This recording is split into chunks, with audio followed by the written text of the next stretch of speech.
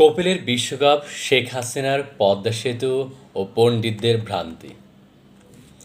অবশেষে স্বপ্নের পদ্মা সেতু উদ্বোধনের তারিখ ঘোষিত হলো। 25 জুন আনুষ্ঠানিকভাবে পদ্মা সেতু উদ্বোধন করবেন মাননীয় প্রধানমন্ত্রী শেখ হাসিনা। বাংলাদেশের গৌরব, আত্মমর্যাদার প্রতীক পদ্মা সেতু। শত প্রশ্নের এক উত্তর পদ্মা সেতু। অনেক সংশয় উড়িয়ে দেওয়ার প্রত্যয়ে এই পদ্মা সেতু। প্রধানমন্ত্রী শেখ হাসিনা যখন নিজের টাকায় পদ্মা সেতু নির্মাণের ঘোষণা দিয়েছিলেন, তখন আমাদের পণ্ডিতদের মধ্যে হাহাকার উঠেছিল। একমাত্র অধ্যাপক আবুল বারকাত ছাড়া আর কেউ সাহস করে বলেননি বাংলাদেশ পারে। একজন পণ্ডিত অর্থনীতিবিদ যিনি সারাদিন বাংলাদেশের সর্বনাশের ছিদ্র খুঁজেন, প্রমিত বাংলায় পদ্মা সেতু নিজস্ব অর্থায়নে করলে কি কি বিপর্যয় হবে তার লম্বা ফিরিস্তি দিয়েছিলেন।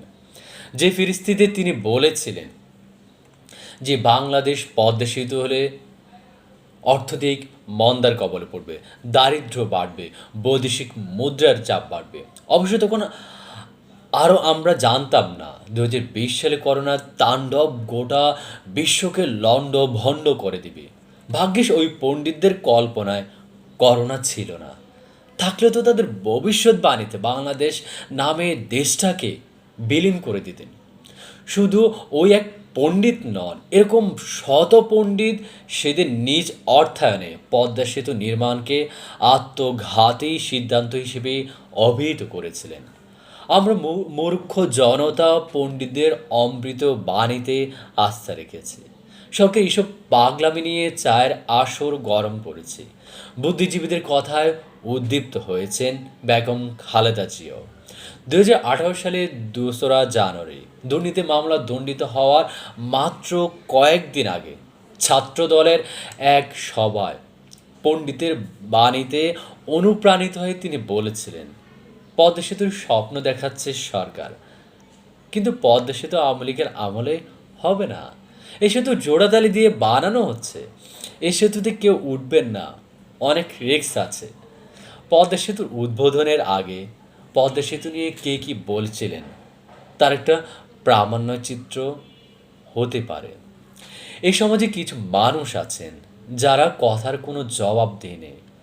তারা বাংলা সম্পর্কে সারাক্ষণ সংখ্যা আর আতঙ্কের কথা বলতে ভালোবাসেন। তবে তাদের পূর্বাভাস সবসময় সত্যি হয় না। তারা দুঃখ প্রকাশটুকু পর্যন্ত করেন না। অবশ্যই এই সুধীজনরা বাংলাদেশের জনগণ খুব একটা পাত্তা দেন না। তাদের প্রভুরা থাকেন দূর দেশে। তাদের চোখে বাংলাদেশ নিকৃষ্ট, জঘন্য, জাতির পিতার নেতৃত্বে এ দেশের অভ্যুদয়ের পর থেকে এরা বাংলাদেশে নিয়ে খুব এই হতাশার কথাই শুনেছে। 1972 সালে বাংলাদেশ সম্পর্কে বিশ্বব্যাংক বলেছিল, স্বাধীনতা অর্জন করলেও অর্থনৈতিকভাবে বাংলাদেশকে সবসময় নির্ভর করতে হবে বিদেশি সাহায্যের উপর। বিশ্বব্যাংকের রিপোর্টের উপর মন্তব্য করেছিলেন তৎকালীন মার্কিন পররাষ্ট্রমন্ত্রী হেনরি কিসিঞ্জার। তিনি বলেছিলেন, বাংলাদেশ হলো একটা তলাবিহীন জুড়ি, বটমলেস বাস্কেট। এখানে যতই সাহায্য দেওয়া হোক না কেন, কোনো কিছুই কাজে আসবে না। 1972-73 সালে বিশ্বব্যাংকের প্রধান রবার্ট ম্যাকনামারা বলেছিলেন, বাংলাদেশের সবসময় বিদেশি সাহায্যের উপর নির্ভর করেই চলতেই হবে। এভাবে টিকে থাকা যে কোনো রাষ্ট্রের জন্যই অসম্ভব। 1973-এ বিশ্বব্যাংকের প্রতিবেদনে বলা হয়েছিল, দেখার বিষয় বাংলাদেশ কতদিন টিকে, কীভাবে টিকে। সবচেয়ে ভালো অবস্থায়ও বাংলাদেশের জন্য অত্যন্ত কঠিন উন্নয়ন সমস্যা বিদ্যমান। জনগণ দরিদ্র, মাথাপিছু আয় 50 থেকে 70 মার্কিন ডলার, যা গত 20 বছরে এক চুলও বাড়েনি। জনসংখ্যা আধিক্য বাংলাদেশকে ক্রমে অস্তিত্বের সংকটে ঠেলে দেবে। বাংলাদেশের অভ্যুদয়ের পর দেশটির সম্ভাবনা নিয়ে কথা হয়নি একদম, বরং বিশ্বে বড় বড় পণ্ডিত অর্থনীতিবিদরা বাংলাদেশের টিকে থাকা নিয়ে সংশয় প্রকাশ করেছেন বারবার। মার্কিন অর্থনীতিবিদ ডগলাস মন্তব্য করেছিলেন, ক্ষুধা ও দারিদ্র্যের রোল মডেল হবে বাংলাদেশ। এসব বাংলাদেশ কতদিন টিকবে তা নিয়ে অর্থনীতিবিদরা রীতিমতো গবেষণা করেছেন। তাদের মধ্যে দুজন মার্কিন অর্থনীতিবিদ, ডাস্ট ফ্যাল্যান্ড ও ফার্কিনসন, বাংলাদেশে তারা উন্নয়নের ল্যাবরেটরি হিসেবে চিহ্নিত করেছিলেন। যৌথ নিবন্ধে তারা বলেছিলেন, বাংলা যদি উন্নয়ন সম্ভব তাহলে বিশ্বের যে কোনো দেশের উন্নয়ন সম্ভব। স্বাধীনতার পর থেকে তা যে বাংলাদেশে ভয় দেখানো শুরু হয়েছে তা এখনও চলমান রয়েছে। 98 সালে বাংলাদেশে ভয়াবহ বন্যা হলো। এটিকে বলা হলো সবচেয়ে দীর্ঘস্থায়ী বন্যা। শেখ হাসিনা তখন প্রধানমন্ত্রী। বিশ্বব্যাংক প্রতিবেদনে বলল অন্তত 20 লক্ষ মানুষ মারা যাবে, ক্ষুধা, দারিদ্র্য, দুর্ভিক্ষ হবে। বিশ্বব্যাংক যখন এ কথা বলে তখন থেকে এই দেশি এজেন্টরা কি বসে থাকেন? তারাও তাদের সেই প্রোপাগান্ডা অব্যাহত রেখেছে। কথার ফুলঝুরি ছুটল। বাংলাদেশে গণমান্য গণ্যমান্য অর্থনীতিবিদরা বললেন ক্ষুধা, দারিদ্র্য, দুর্ভিক্ষে 1 কোটি মানুষ মারা যাবে। এরপর শুরু হলো হুঁশিয়ার, সাবধান, এটা করা যাবে না, ওটা করা যাবে না। অর্থনীতির 12টা বাজার ঘন্টাও বাজালেন কেউ কেউ। কিন্তু শেখ হাসিনা অন্য ধাতুতে গড়া এক মানুষ। এসব গায়ে না মেখে তিনি দিন রাত একাকার হয়ে কাজ করলেন। কোথায় দুর্ভিক্ষ, কোথায় ক্ষুধা, মানুষ নতুন উদ্যমে জীবনের গান গাইল। বন্যা কাটিয়ে বাম্পার ফলন উপহার দিল এদেশের শ্রমজীবী কৃষক। তখনও বুদ্ধিজীবী, পণ্ডিত আর অর্থনীতিবিদরা ভুল ভবিষ্যৎবাণীর জন্য জীবে কামড়টুকু দেননি। 2020 সালে সারা বিশ্বে করোনার প্রকোপ শুরু হলো। মার্চে করোনা আক্রান্ত দেশের তালিকায় নাম ঢুকলো বাংলাদেশের। বাংলাদেশেও বাড়তে থাকলো করোনার প্রকোপ। এই সময় স্বাস্থ্য মন্ত্রণালয় অযোগ্য নেতৃত্ব, দুর্নীতি ও অদক্ষতার কারণে বেশ কিছু সমস্যাও তৈরি হয়েছিল বাংলাদেশে। একদল পণ্ডিত ঢাকঢোল নিয়ে মাঠে নামলেন, বাংলাদেশে করোনায় মহামারী হবে, কোটি মানুষের প্রাণ যাবে, লাশ দাফনের জায়গা পাওয়া যাবে না, এরকম ভয়ঙ্কর কথাবার্তা রীতিমতো আঁতকে উঠতে হয়েছিল। দ্বিতীয় ঢেউ শুরু হলে ভারতের নিয়ন্ত্রণের বাইরে চলে গেল পরিস্থিতি। আমাদের জ্ঞানীরা বলতে শুরু করলেন বাংলাদেশের অবস্থা ভারতের চেয়েও শোচনীয় হয়ে যাচ্ছে। শেখ হাসিনা পরিস্থিতি সামাল দিলেন অসাধারণ দক্ষতায়। তারপরও কেউ ধন্যবাদ দিল না। ওই সব পণ্ডিতদের কেউ স্বীকার করলেন না বাংলাদেশে একজন শেখ হাসিনা আছেন। বাংলা নিয়ে অশুভ সংখ্যার প্রলাপ এখনও চলছে। এবার শ্রীলঙ্কা নিয়ে আবার আমাদের পবিত্র মানুষ নতুন ভবিষ্যৎবাণী দিচ্ছেন, বাংলাদেশ শ্রীলঙ্কা হবে, বাংলাদেশ শ্রীলঙ্কা হবে এমনভাবে প্রতিদিনিত বলা হচ্ছে যাদের গোয়েবলসেরও হয়তো বেঁচে থাকলে লজ্জা পেতেন। কদিন আগে জাতীয় সংসদের স্পিকার শিরীন শারমিন চৌধুরীর কাছে প্রশ্ন করা হয়েছিল বাংলাদেশের শ্রীলঙ্কা সম্পর্কে। স্পিকার একজন বিনয়ী, জ্ঞানী ও বুদ্ধিদীপ্ত মানুষ। এক পর্যায়ে শ্রীলঙ্কার প্রশ্ন উঠলে শান্ত বিনয়ী মানুষটিও একথা শুনে একটু উত্তেজিত হলেন। বললেন, কোন বিচারে বাংলাদেশকে আপনারা শ্রীলঙ্কার সঙ্গে তুলনা করেন? দুটি দেশের মধ্যে তুলনা করার তো কোনো কিছুই নেই, জোর করে তুলনা করা হচ্ছে।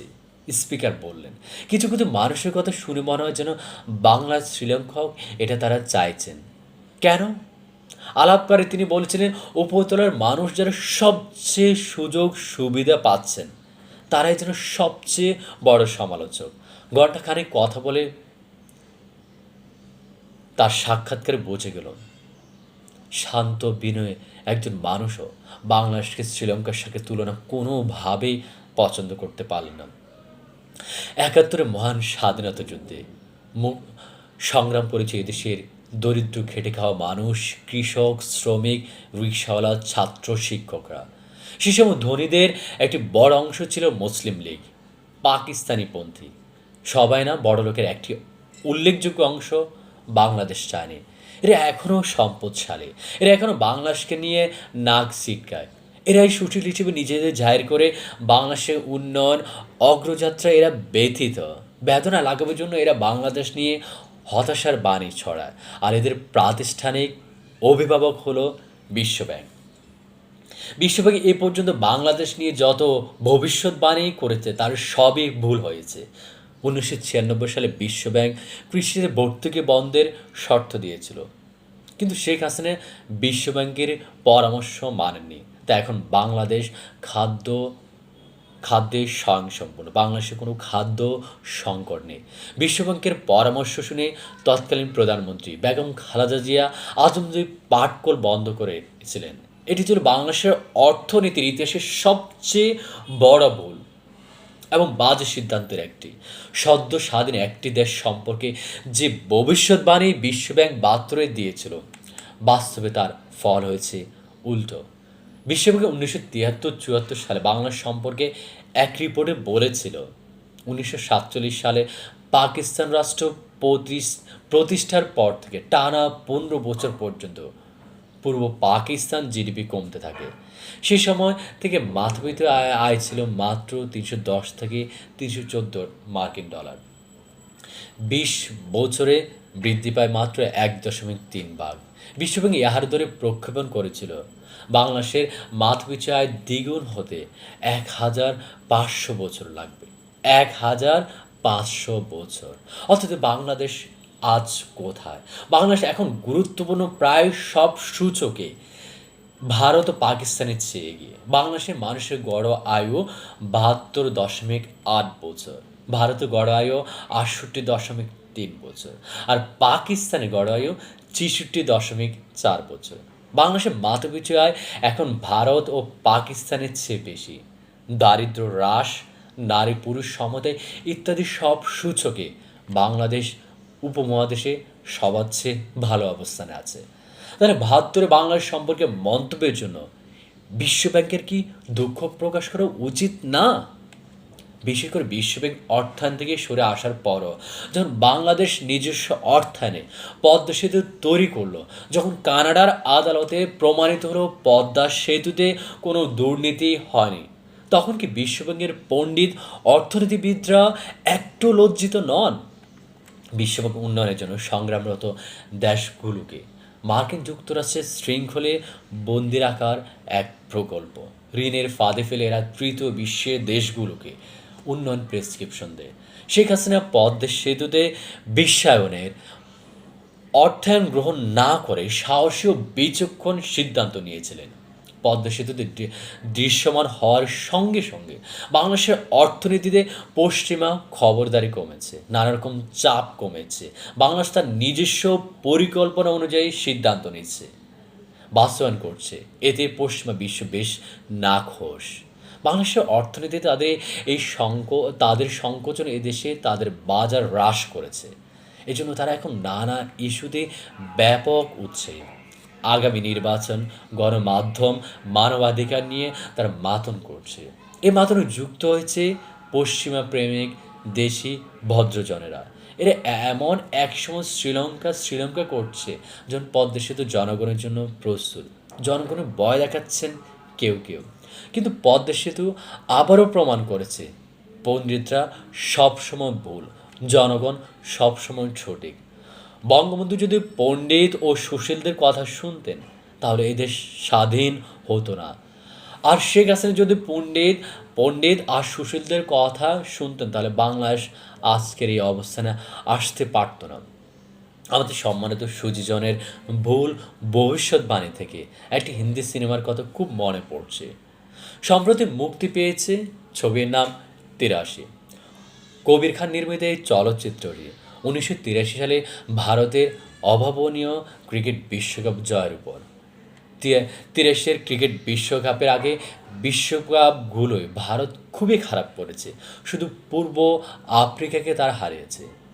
83 বিশ্বকাপ খেলতে ভারত যখন যুক্তরাজ্যে গেল তখন ভারতকে রীতিমতো হাসি তামাশা অবহেলা শুনতে হয়েছে। 25 জুন বিশ্বকাপ ফাইনাল, অথচ ভারতীয় দল ফেরার টিকিট করে রেখেছিল 20 জুন। টুর্নামেন্ট শুরুর আগে ভারতীয় দলের সংবাদ সম্মেলনে 2-4 জন মাত্র সাংবাদিক বিখ্যাত ব্রিটিশ সাংবাদিক কপিল দেবকে প্রশ্ন করলেন, এবার বিশ্বকাপে তোমাদের লক্ষ্য কী? কপিল দেব উত্তর দিলেন, বিশ্বকাপ জয়। বিশ্বে হতবাক ব্রিটিশ সাংবাদিক। পরে এ নিয়ে ভারতও বিস্ময় চাপা কৌতুক। ওই বিশ্বকে ভারত একটা একটা করে জয়ী হচ্ছেন। বোদ্ধারা বলছেন এটা অঘটন। প্রখ্যাত ব্রিটিশ সাংবাদিক ডেভিড ফ্রিন্স তার এক প্রতিবেদনে লিখলেন, ভারত যদি বিশ্বকাপ জিতে তাহলে তিনি তার নিজের লেখা কাগজ খেয়ে ফেলবেন। সবাইকে অবাক করে ভারত ৮৩ বিশ্বকাপ জিতে গেল। ভারতেও খুব কম মানুষ বিশ্বাস করেছিল কপিল দেবের দল বিশ্বকাপ জিতবে। সেজোর মহানায়ক ছিলেন কপিল দেব। বিশেষ করে জিম্বাবুয়ের বিরুদ্ধে বাঁচা মরার ম্যাচে ভারতের ব্যাটিং অর্ডার যখন তাসের ঘরের মতো ভেঙে পড়েছিল, তখন স্নানগো থেকে অপ্রস্তুত কপিল দেব মাঠে নামেন। তখন কেউ ভাবেননি কপিল বিশ্ব রেকর্ড করবেন। ওই ম্যাচটা একাই জিতিয়েছিলেন অধিনায়ক কপিল দেব। ওই ম্যাচ জয়ের পর আত্মবিশ্বাসী হয়ে ওঠে ভারত। সিনেমায় দেখা যায় ভারতীয় দূতাবাসের রিসেপশনে শ্রীকান্ত বললেন, আমাদের পাগল অধিনায়ক বিশ্বকাপ জয় ছাড়া আর কিছুতে খুশি হবেন না। সিনেমাটা দেখতে দেখতে আমাদের আমার কেন জানি বাংলাদেশের কথা মনে হলো। ২০০৯ সালে বিশ্বকাপে দ্বিতীয়বারের মতো শেখ হাসিনা যখন প্রধানমন্ত্রী হলেন, তখন বাংলাদেশে ডুবছে। ব্যর্থ রাষ্ট্রের তকমা লাগিয়ে দিয়েছে অনেকে। বিশ্বে মর্যাদাহীন তুচ্ছ তাচ্ছিল্যের এক দেশ। সেখান থেকে গত ১৩ বছরে শেখ হাসিনা বাংলাদেশকে কোথা নিয়ে গেছেন তার একটা প্রতীকে হলো পদ্মা সেতু। কিন্তু কপিল দেবের মতো শেখ হাসিনা যেন সন্তুষ্ট নন। বাংলাদেশকে বঙ্গবন্ধুর স্বপ্নের সোনার বাংলা রূপান্তরের আগে তিনি কিছুতেই খুশি হবেন না। তবে ৩০ চলচ্চিত্রে একদম শেষে ভারতীয় ম্যানেজারের একটি ঘটনার স্মৃতিচারণা আমাকে সবচেয়ে বেশি তাড়িত করেছে। বিশ্বকাপ জয় রাতে ভারতীয় ম্যানেজার ক্রীড়া সাংবাদিক ডেভিড পেন্সকে একটি চিঠি লিখেছিলেন। চিঠিতে তিনি তাকে নিজের লেখা কাগজ খাবার কথা স্মরণ করে দিয়েছিলেন। প্রিন্স তার ভুল ভবিষ্যৎবাণী স্বীকার করে লর্ডসে বসে ওয়ানের সঙ্গে তার লেখা খেয়েছিলেন। আমাদের যেসব পণ্ডিত এখন তখন বাংলা সম্পর্কে যেসব কথা বলেছিলেন তা ভুল প্রমাণিত হওয়ার পর তারা কি তাদের লেখা গলাৎকরণ করবেন? আশা করি তারা উত্তর দিয়ে যাবেন। সকলকে ধন্যবাদ। ভালো থাকবেন, ভালো রাখবেন। আসসালামু আলাইকুম।